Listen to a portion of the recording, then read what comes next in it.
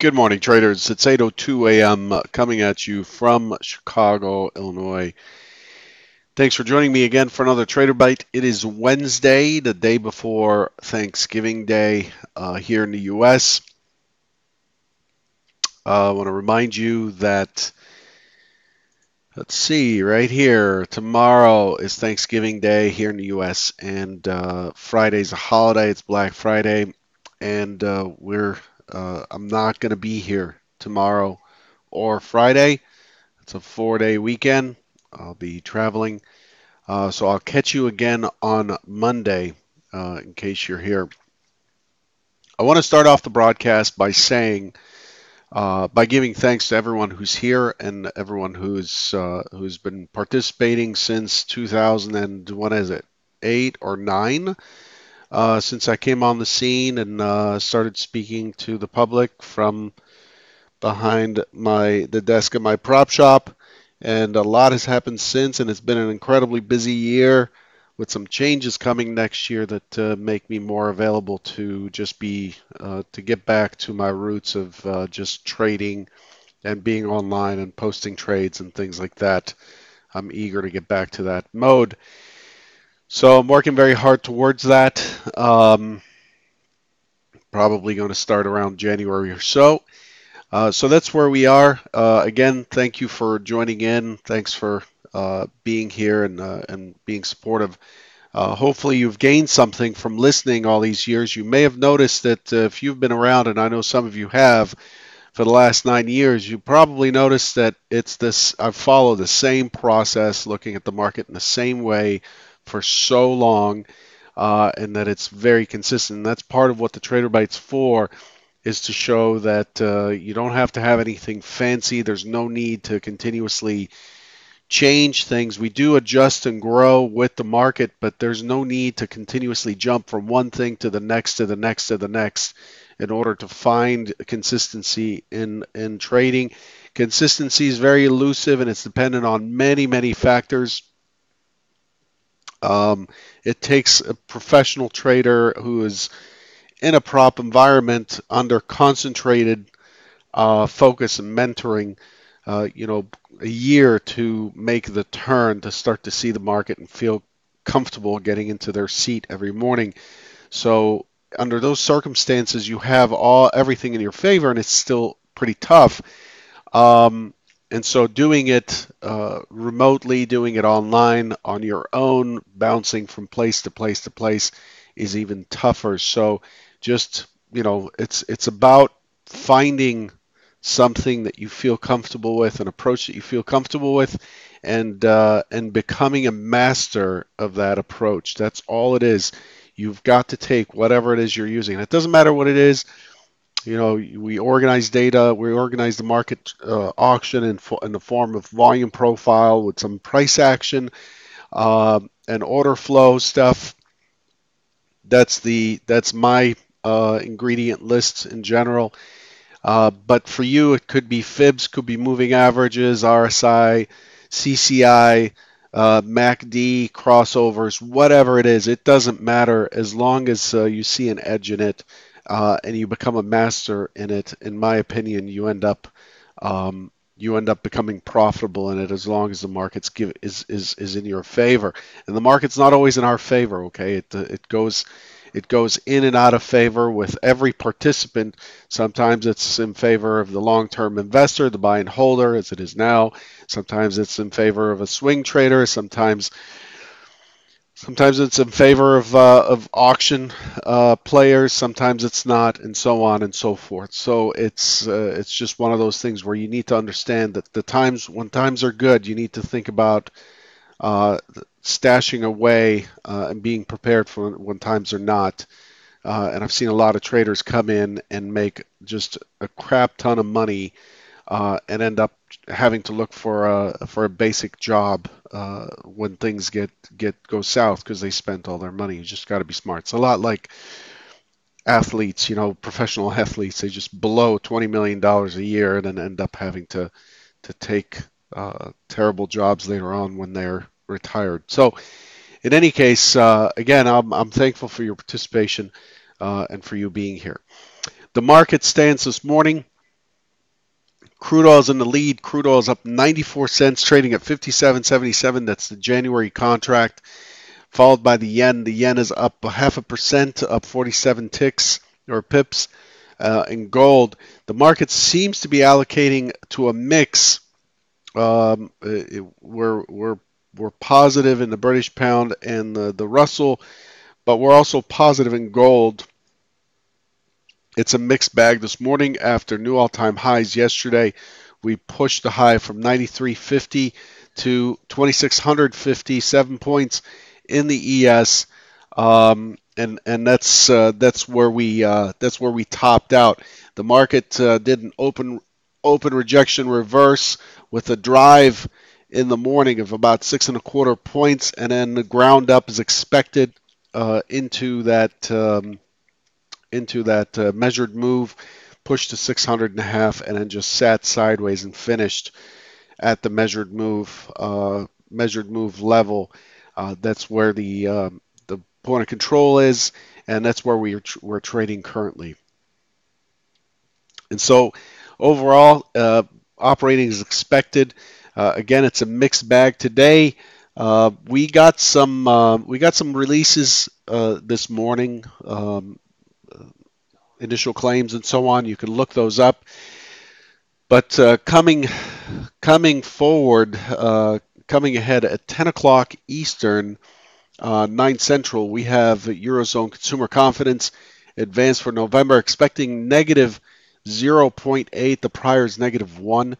Again, Eurozone consumer confidence at 10. And also at 10 o'clock, we get University of Michigan confidence. That is the final number, which has a lower effect on prices, expecting 98.1 for November. Today, we're also getting the crude oil inventories. The inventories are expected to show a draw of 2.25 million. Distillates, a draw of 1 million, and gasoline, a surplus of 50,000 barrels. But because of the compressed holiday schedule, we're also getting EIA natural gas. That comes in at noon for those who are trading natty gas. And then at 2 o'clock, 2 o'clock Eastern, we get the FOMC meeting minutes, which we might see some movement on. So that's what's shaping up for today. Here's what we expected yesterday versus what we got. The primary hypothesis yesterday, or the primary scenario, is a market that responds a little bit before taking off. We're expecting it to go to 25.9850 or so. After it responds, that's a primary scenario. That did not happen. We did not get a response at all. What we did get is scenario 2, where it just opened and then it pushed immediately higher into that 98.50. This is the scenario that played out. Not my kind of day, just sit and watch kind of day. There are days where you just sit. And yesterday was one of those days. The third scenario was a market that pushes up and fails to continue higher once it takes out the all-time high at 93.50 and then starts to find sellers that cascade in and push the market lower. That clearly did not happen. The overnight session, hang on. The overnight session brought us sideways. We started to sell off into the close yesterday, so once we got to 2600, we ended up settling down against that measured move high. It's a double measured move, and then we started to drop. We have a zone here that did not properly auction between 93.50 and 96 or so, and and the expectation. My expectation is we're likely to come down in here overnight. We didn't really make a good push for it. We got to 94.50 before we started to push up on the Asian Open, and then completely sideways through the European session until recently. The market's above the mid of the session, a normal distribution profile with volume being in line with the first standard deviation. This is considered normal volume. So notice the overnight volume has compressed. has compressed down into what we would consider to be normal from multiple days of 300,000 or 350,000 contract overnight session. And so it just this is where we are. We're sitting sideways. The market's trading right up against the point of control. We're completely balanced right now, 25.98 and a quarter. That's where we are in the on the S&P. Now let's take a look at the bigger picture. Here's what we've got for the weekly. Um, last week had hope. it's it we continued the one-time framing up, higher lows, and then last week we broke those and pushed lower with a weaker with a lower high and a lower low. It looked like we're about to roll over. The Russell supported the idea. The small caps were supporting the idea that we are weakening with every test higher. And then, of course, we come in this week and boom, we have our gap from yesterday, and the market finishes with a short covering rally and closes near highs. So this is where we are. This is what it's been for the last couple of years, just a very typical kind of trade. You see it back here mid-October. We just gap up and close near highs on the end of the week, and so on. Right here again, this day here was a P-shaped bit day. This day here is somewhat of a P-shaped day. Notice the asterisk is where the market closed. And you can see that repeating again and again. This market just cannot be held down. It's a buy and hold kind of market, and that's where we are. So seeing a lot of strength, seeing an unauctioned area, a poorly auctioned area below, that becomes a key target for any rotation down.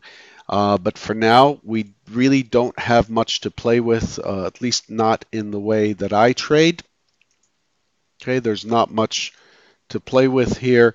The market is holding on to higher prices, and it just there isn't anything to do other than to balance this morning or continue higher. So this morning, open auction, looking for an open auction, a potential attempt lower, expecting a lot of chop today, expecting a lot of traders to leave early for the holidays here in the U.S. So don't expect too much. I would say, don't be surprised if we get 4 to 5.5 points of total range in the day's session today. That's very, very, very much possible. So I'm expecting it to just go sideways, test higher, fail to hold the 2600, and then just continue to hold sideways.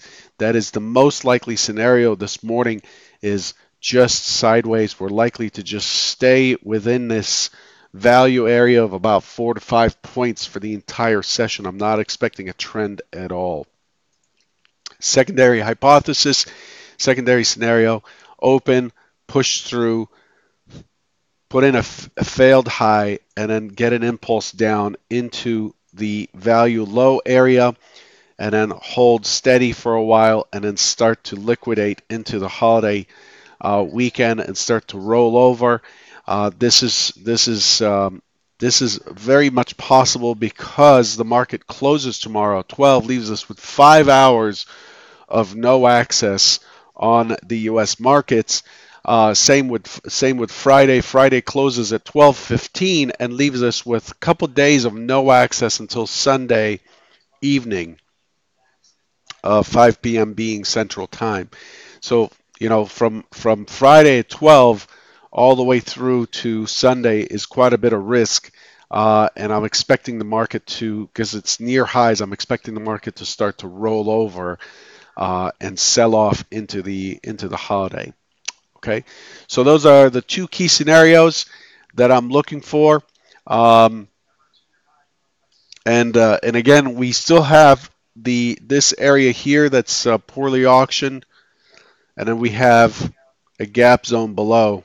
Oop, a gap zone below that remains open. The gap zone mid, as you see, there's 86.75.